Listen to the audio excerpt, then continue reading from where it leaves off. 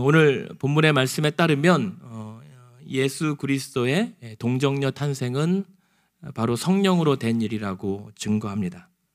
믿으십니까?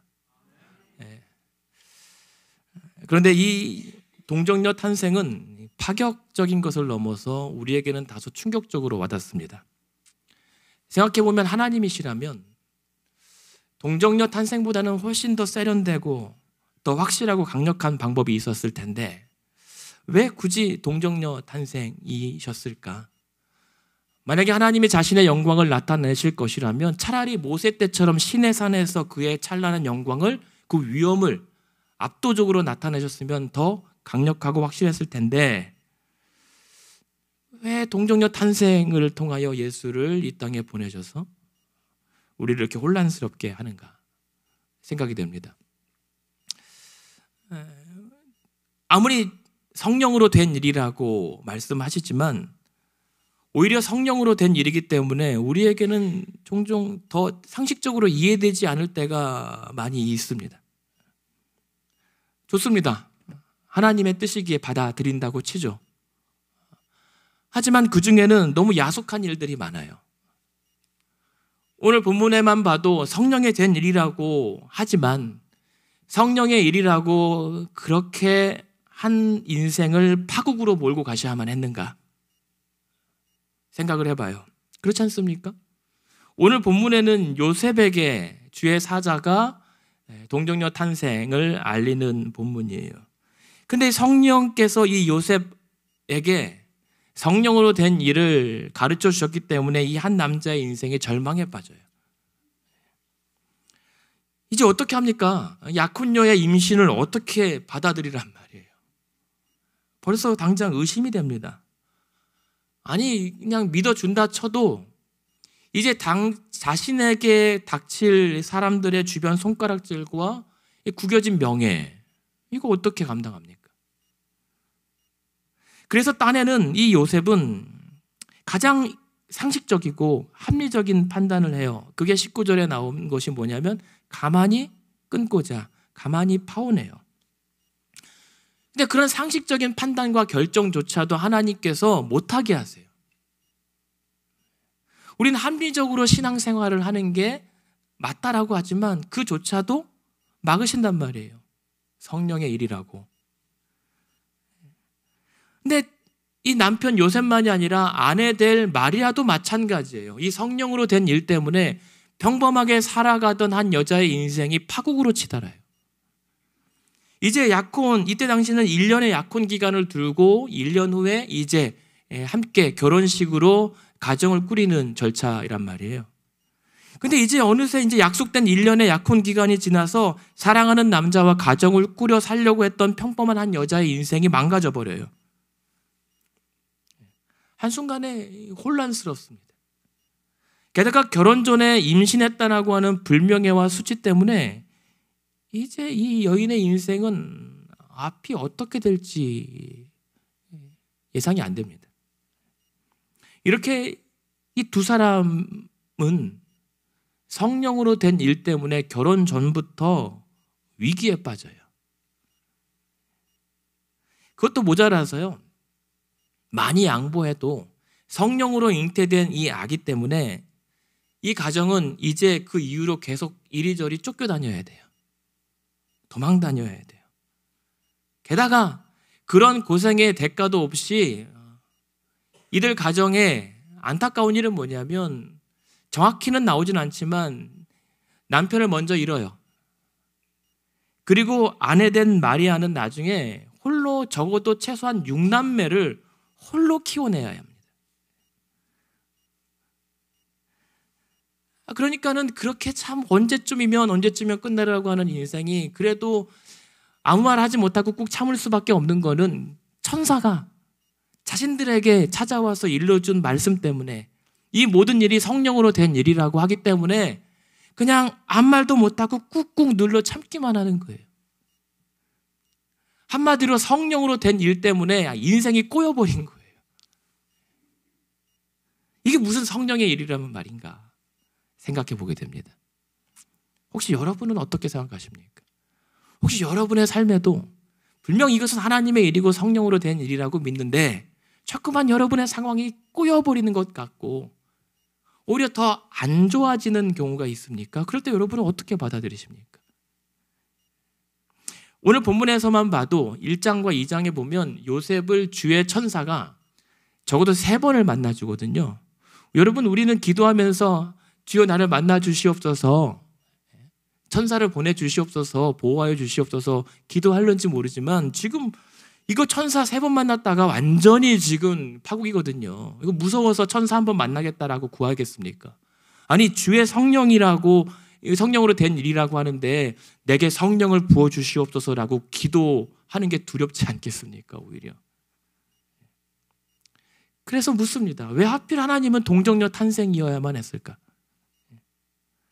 근데 오늘 본문은요, 오히려 그러기에 더더욱 동정녀 탄생이어야만 했다고 증거합니다. 그리고 그 동정녀 탄생일 수밖에 없었던 모든 이유가 한 분 예수 그리스도를 지목하고 있어요. 무슨 말이냐면요, 예수님의 동정녀 탄생은 첫 번째 하나님의 새 창조 사역이었거든요. 그러니까 우리가 예수님의 동정녀 탄생을 믿는 것은 오직 하나님의 천지 창조를 믿을 수 있는 자들만 믿을 수 있는 거예요. 여러분들이 예수님의 동정녀 탄생을 믿는다라고 고백하셨던 것은 말씀으로 천지를 창조하신 하나님을 믿기 때문입니다. 그러니까 이 동정녀 탄생이라고 하는 것은 우리를 놀래키거나 뭔가 파격적으로 자극하기 위한 것도 아니고 넘어서 여러분, 우리 자신의 편함을 위함도 아니에요. 예수께서 이 땅에 오셔야만 했던 목적을 분명히 성경은 뭐라고 하죠? 21절에 자기 백성을 죄에서 구원하기 위하여 오신 거예요. 그것도 그들 죄, 우리의 죄 때문에.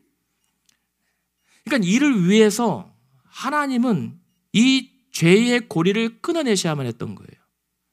아담의 타락, 우리 인류의 조상이라고 우리가 믿는 이 첫 아담부터 이어져 내려온 이 죄의 고리를 끊어내고, 그리고 그 죄의 개입을 원천적으로 봉쇄하고 차단해야만 한 거죠. 대신에 하나님 그 창조의 초월적인 능력으로 죄 없는 새 인류의 조상이신 둘째 아담 예수 그리스도를 보내신 거예요. 그러니까 태중에 예수님께서 계시는 이 순간부터, 사실은 시작부터 성령님의 완벽한 간섭과 보호 때문에 이제 예수께서는 태중에서부터 죄가 끼어들 여지가 없게 되어버린 겁니다. 그렇기 때문에 결혼 전에 더더욱 동정녀 탄생이어야만 했던 거죠. 어떤 죄의 개입이 끼어들 여지를 차단하고 오직 완벽한 하나님의 창조의 능력으로 그 생명을 잉태하게 하셨던 겁니다. 그러한 하나님의 새 창조의 능력 때문에 예수께서는 흠이 없고 죄가 없으신 겁니다. 그리고 죄가 없고 흠이 없기 때문에 우리의 죄를 대속할 완전한 대속제물이 되실 수 있었던 거죠. 그리고 두 번째, 이 예수님의 동정녀 탄생은 하나님의 말씀을 이루려고 하신 거예요. 하나님의 말씀을 이루시려고 했다는 것 22절에 보면 이 모든 일이 된 것은 주께서 선지자로 하신 말씀을 이루려 하심이다라고 얘기한 겁니다. 예수님의 동정녀 탄생은 다른 이유가 아니라 하나님 자신에게 하신, 우리에게 하신 말씀을 지키려고 하시는 거예요. 물론 여기에서는 선지자에게 하신 말씀을 이루려고 하신다라고 하는 것은 사실은 이사야를 더 구체적으로 지칭하지만 이사야 이전에 훨씬 더 거슬러 올라갈 수가 있습니다. 언제로 올라가죠? 창세기 3장 15절이죠. 여자의 후손이 사단 권세를 멸할 것이다 라고 하는 이 말씀. 그러니까 아담의 타락으로 인해서 자기 백성이 멸망할 수밖에 없는 이 상황에서 하나님께서 해주신 말씀이에요. 여자의 후손이 사단 권세를 멸할 것이다. 그래서 잘 보시면요, 우리가 지지난주에 보았던 예수님의 족보를 보면 다 남자들이 낳아요, 자녀들을. 근데 예수님만큼은 어떻게 얘기를 하냐면 16절에 보면 야곱은 마리아의 남편 요셉을 낳았으니 요셉이 그리스도라는 칭하는 예수를 낳은 게 아니라 마리아에게서 그리스도라 칭하는 예수를 낳았다라고 기록을 하거든요. 이건 뭐냐면 여자의 후손으로 오실 예수 그리스도를 가리키는 거거든요. 예. 그러고 보니까 어느 곳에서는 여자의 후손이 마리아를 가리킨다라고 해석하기도 하더라고요.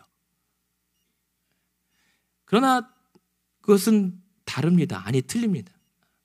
지금 여자의 후손을 통하여 사단 권세를 멸하시겠다라고 하는 것은 그 마리아를 통해서 다윗의 후손으로 오실 메시아 예수 그리스도를 가리키는 거거든요. 다른 해석의 여지는 없습니다.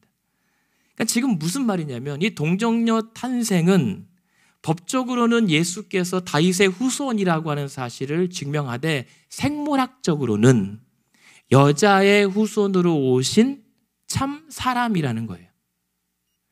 반만 신이고 반만 인간이 아니라 진짜 사람으로 오셨다는 거예요. 그렇기 때문에 예수님께서는 이로 인해서 참 사람이 되어서 우리 인간의 죄를 대신 짊어질 수가 있으셨던 겁니다. 그리고 세 번째는 그래서 하나님은 이 동정녀 탄생을 통해서 하나님의 약속을 지키려고 하셨던 거예요. 하나님의 약속. 그것이 무엇입니까? 23절에 보라 처녀가 잉태하여 아들을 낳을 것이요 그의 이름은 임마누엘이라 하리라 하셨으니 이를 번역한즉 하나님이 우리와 함께 계신다라는 것이죠. 그러니까 지금 마태는 이사야서의 말씀을 인용해요. 하나님께서 이사야에게 주신 약속의 말씀. 그러니까 지금 하나님께서 이 동정녀 탄생을 통하여 우리에게 예수를 보내시는 것은 다른 것이 아니라 바로 우리와 함께 계시기 위함, 우리를 위한 일이라고 말씀을 분명히 하세요.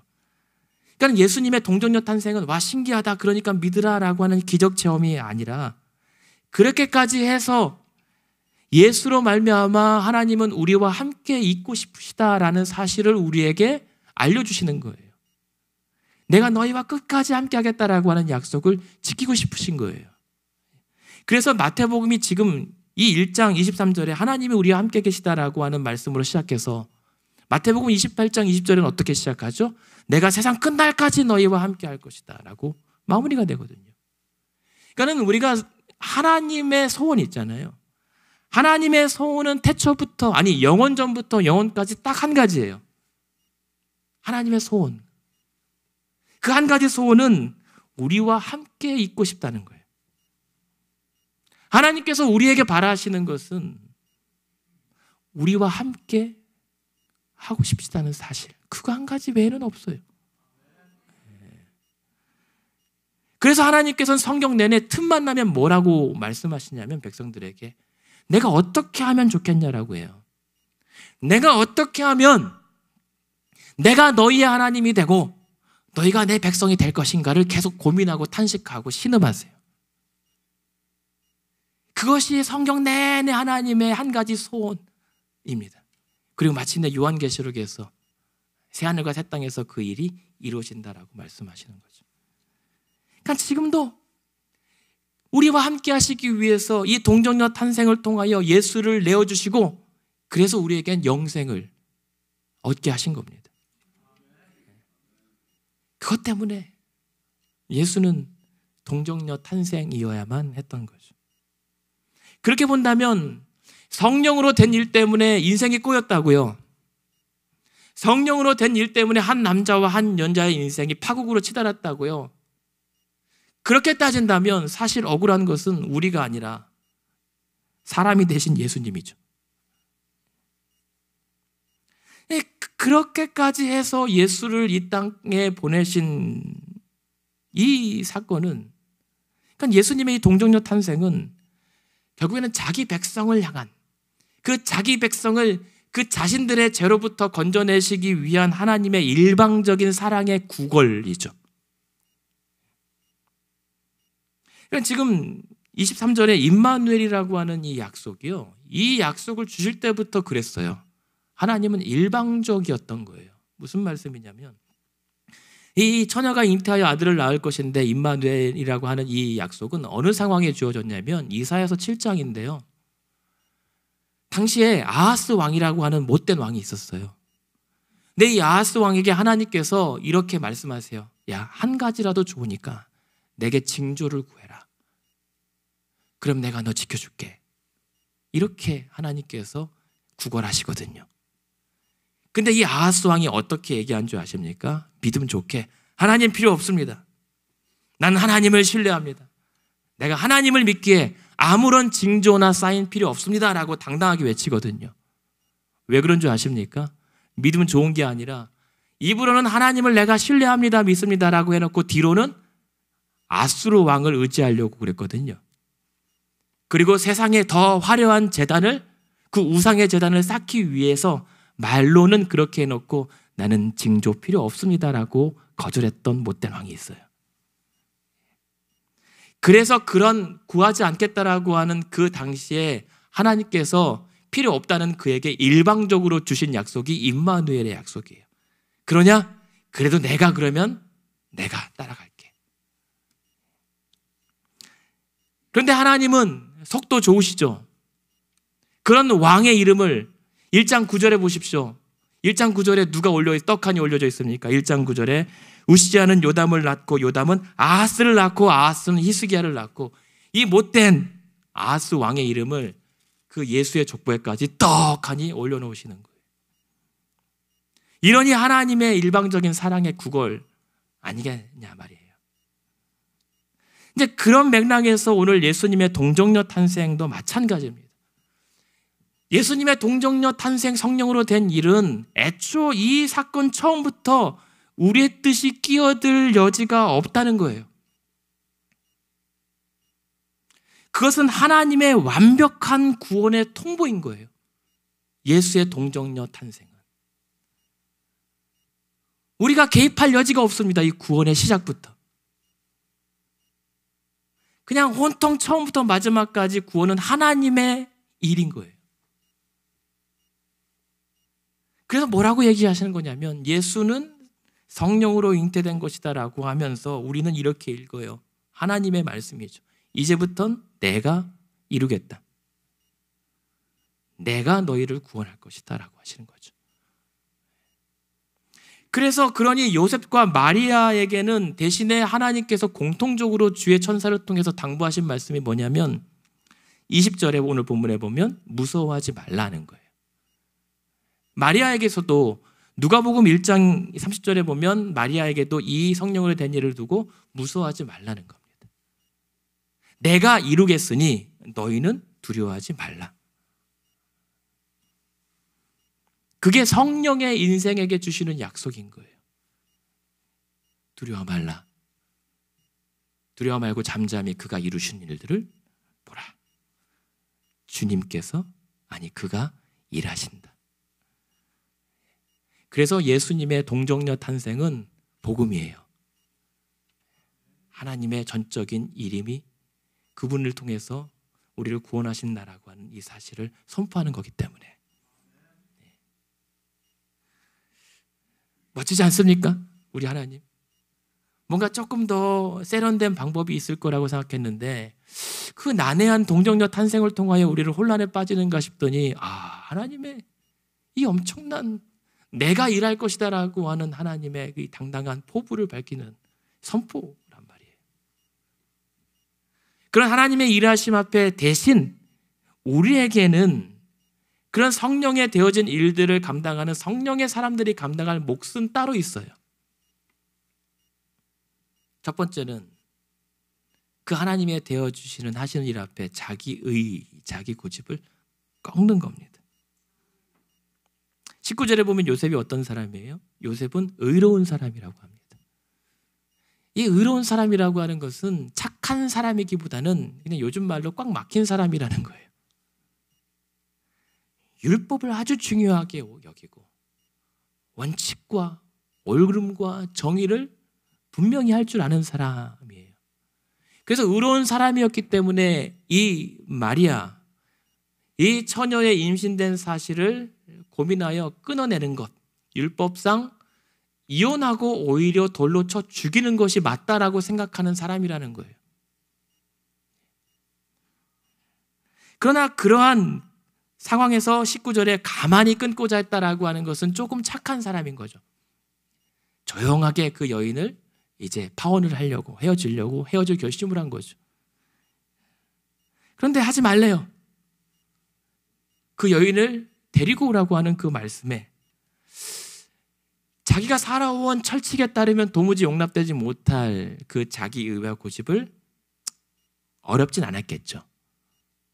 누가 쉽게 그렇게 네 그러죠 라고 했겠어요. 그러나 꺾어내고 그 주의 말씀을 겸허하게 받아들여요.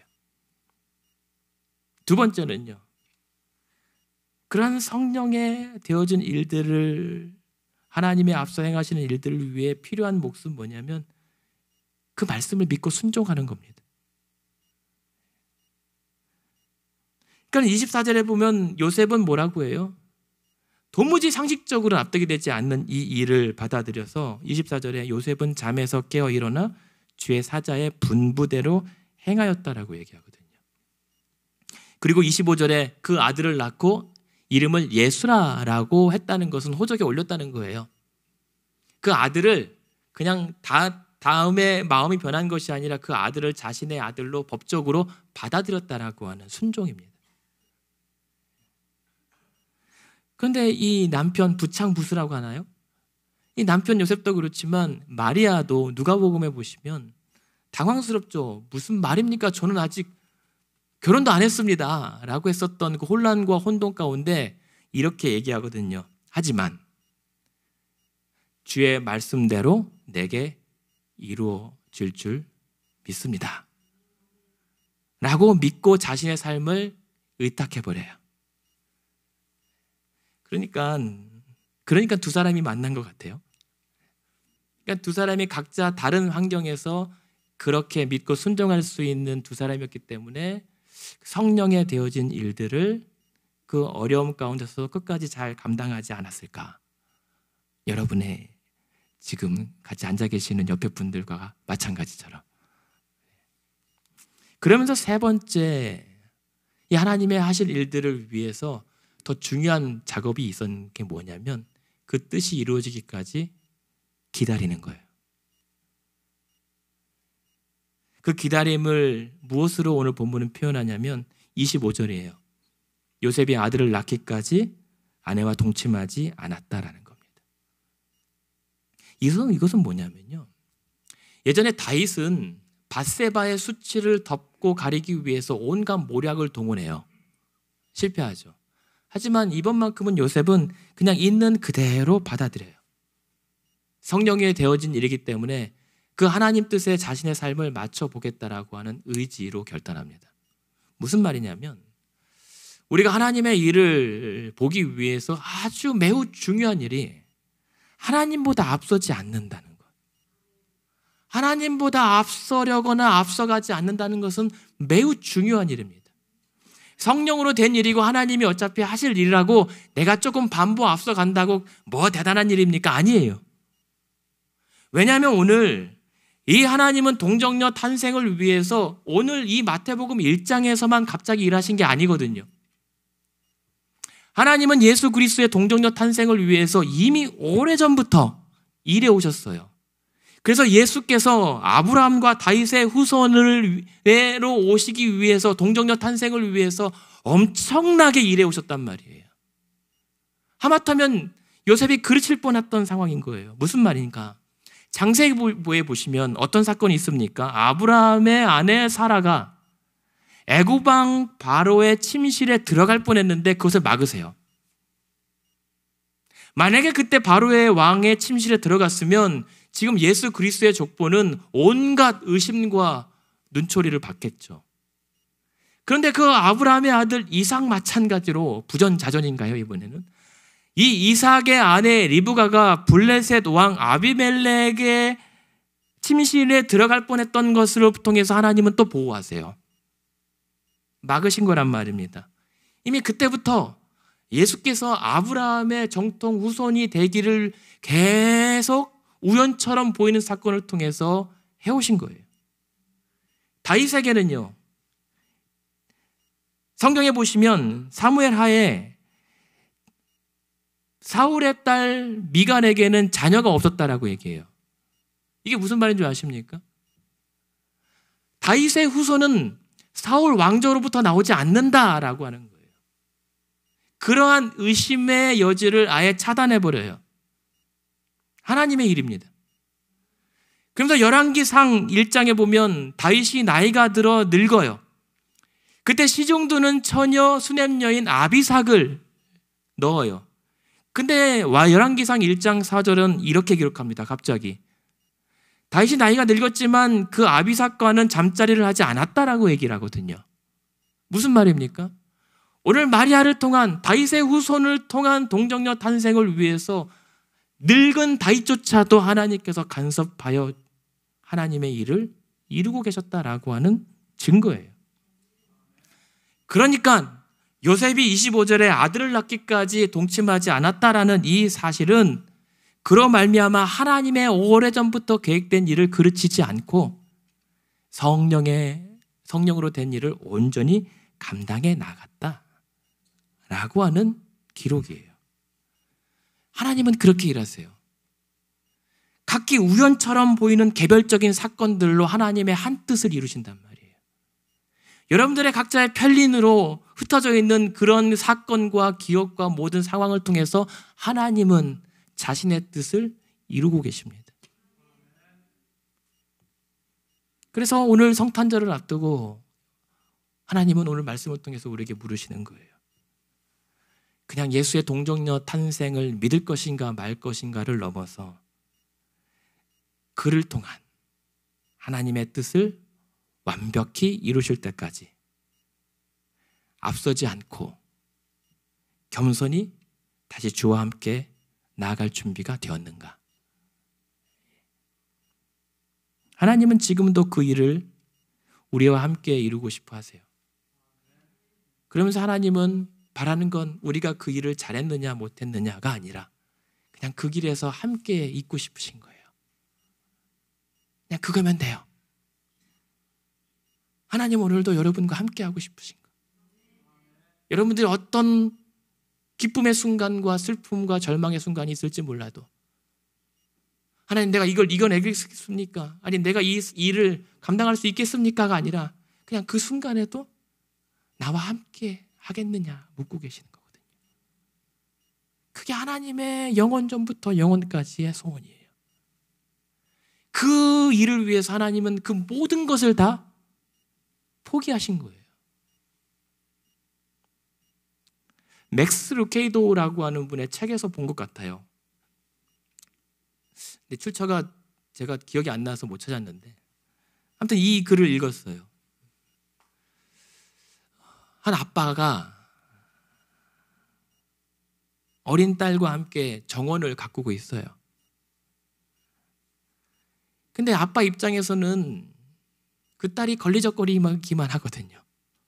그냥 정원을 만들려면 뚝딱뚝딱 아빠가 전문가니까 해버리는 게 나으는데 딸이 이것도 할게 저것도 하는 게 너무 거추장스럽고 걸리적거리는 거예요. 그런데 그냥 혼자 하는 게 나을 테지만 그냥 내버려둬요. 딸이 하고 싶은 대로 하도록.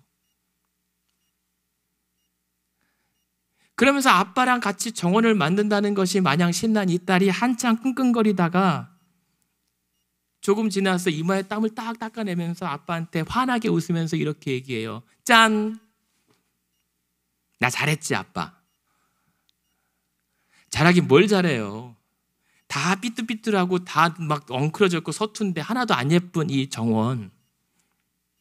저 같으면 내가 혼자 몰래 할 걸 그랬을 거란 말이에요.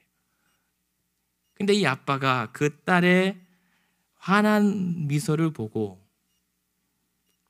그럼 세상에서 가장 예쁜 정원이야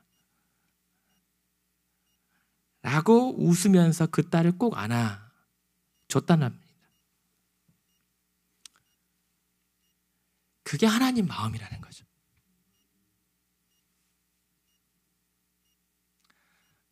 요셉도 서툴고 마리아도 서툴죠. 저와 여러분도 서툴죠. 그렇게 최선을 다해 하는 모든 인생의 일들이 다 꼬불꼬불 비틀비틀 볼품없는 모양인데도 불구하고 하나님은 이유 없이 잘했다 기뻐하신단 말이에요. 왜요? 하나님이 원하시는 건 딱 한 가지, 그런 너와 함께 하고 싶다는 거였거든요. 그냥 못생긴 거라도 나 잘했죠 라고 하는 이 환한 웃음을 보면서 하나님은 만족하신다는 거예요. 그러니까 그러한 하나님의 일들을, 그때 당시에는 그렇게 성령에 되어진 일들을 요셉과 마리아의 어쩌면 순전함을 통해 이루셨다면 오늘 이제는 저와 여러분 우리를 통해 계속 이어가기를 원하세요. 물론 여전히 고되고 힘들고 피곤하죠. 하지만 다른 방법이 없습니다. 그래서 하나님도 우리와 함께 하시기 위해서 다른 방법 다 제쳐두고 그냥 한 길로 직진하셨던 것처럼 우리도 한 길 외에는 없습니다. 그때와 마찬가지로 예수로 우리를 당신의 자녀 삼으셨다면, 그리고 이젠 우리로 예수를 품게 하시길 우리도 바란다면 그 성령의 인도를 따라 또 한 번 따라가 볼 뿐이죠. 성령에 되어진 일의 결론까지. 그렇게 오늘도 여전히 이 모든 일들은 우리의 힘과 능력이 아니라 오직 주의 성령으로만 되어지는 일입니다. 무슨 말씀입니까? 오직 성령으로만 예수를 품을 수 있습니다. 열심으로 믿지 마세요. 여러분의 열심과 열정으로 예수를 믿으려고 하지 마십시오. 오늘 갑자기 평범하게 있는데 갑자기 나를 엄습하신 하나님의 침공 같은 그러한 성령의 일로만 우리는 예수를 우리 안에 살게 하실 수가 있단 말입니다. 그래서 성령을 구하되 그 성령을 가로막는 것들을 제거하는 진정한 참된 의미의 화이트 크리스마스가 되어야 합니다. 그래서 멋진 말을 들었어요. 박영선 목사님이라고 하는 분이 이런 말씀하셨거든요. 언젠가.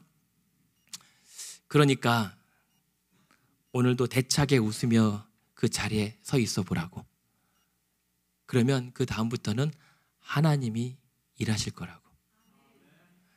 저와 여러분이 그랬으면 좋겠어요.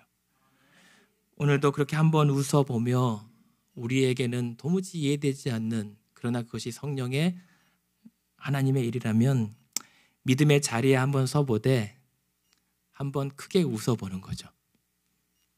그리고 그 다음부터 하나님께서 어떻게 일하시는지를 지켜보면 되는 거죠. 그게 복음입니다. 그렇게 성령으로 된 그 날의 첫 크리스마스를 우리가 함께 기뻐하고요.